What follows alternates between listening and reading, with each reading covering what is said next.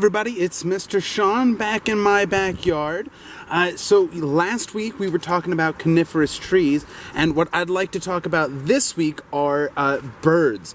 We just made a bird feeder on Wednesday, so I thought it would be a good time to talk about and help you identify different types of songbirds and perching birds that are coming to the area after spending so much time down south over the winter. Unfortunately, it rained last night, and so because of the way the weather works around here, usually after it rains, the next day it is crazy windy. So unfortunately, although I do hear a lot of the birds singing, I don't know if we're going to see a lot, and I don't know if we're going to actually be able to hear them on the camera. So I spread out some bird seed. I have some bird feeders out.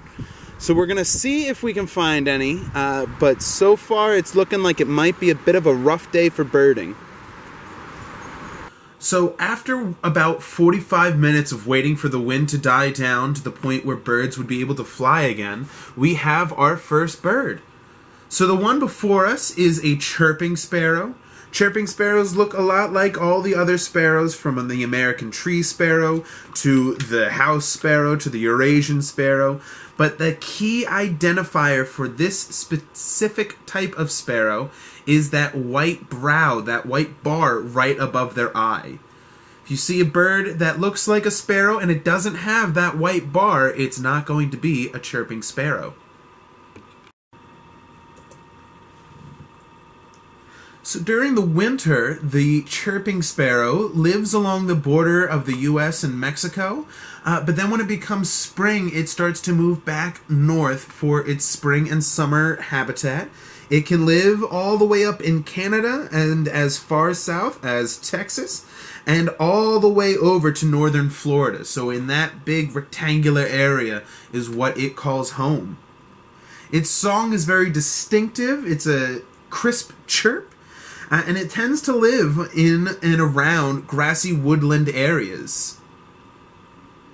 This one here is eating the seeds from a bird feeder that fell outside my window. It seems to be enjoying itself, and it's also the only one I've seen so far today. So we're gonna name it Kevin, and hope we see Kevin again later.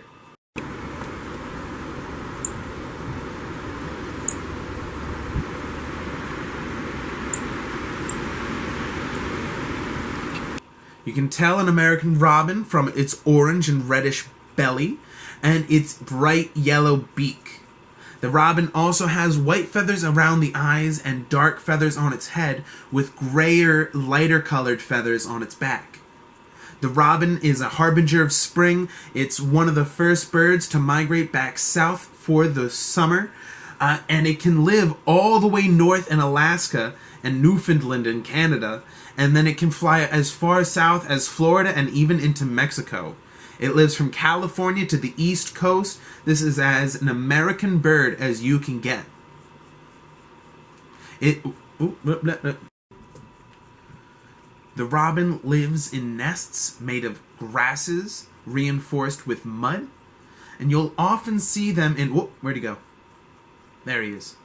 And you'll often see them in bushes pretty low to the ground, so you will be able to see them whenever you're out on hikes. It's one of my favorite birds. It's got a great scientific name. Its scientific name is Turdus migratorius, so make of that what you will. The American robin has a beautiful song to it. It sounds a little like cheer up, cheerily, cheer up, cheerily. So it's got a real musical quality to it. It tends to eat bugs such as worms. You'll see them out early in the morning pecking with that thin beak into the ground to pull out earthworms and other bugs. Our next bird is the house finch. It has that beautiful red color to it with a more brownish back. It's a smaller bird, and it was introduced from California into New York City in the 1940s, and since then has spread across much of the East Coast, subsiding mostly from ornamental berries on bushes and from bird feeders. It has a really beautiful song, but it is very windy, which has messed with the camera.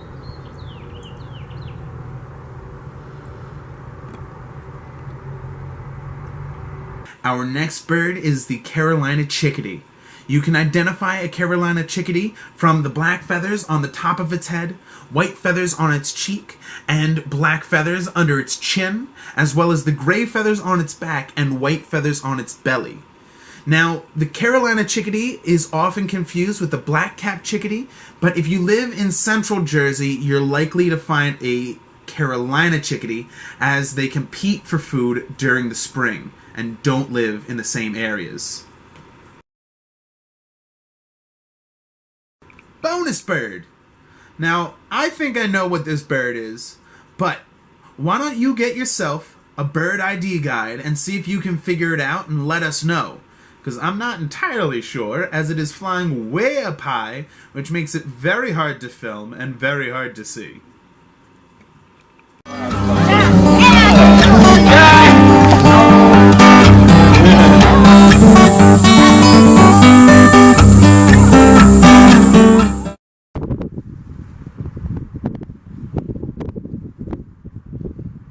There might be a reason the birds aren't using my bird feeder. I don't know what it could be. Just can't quite put my finger on it. There's just something about today that I think just makes it really hard for them to use.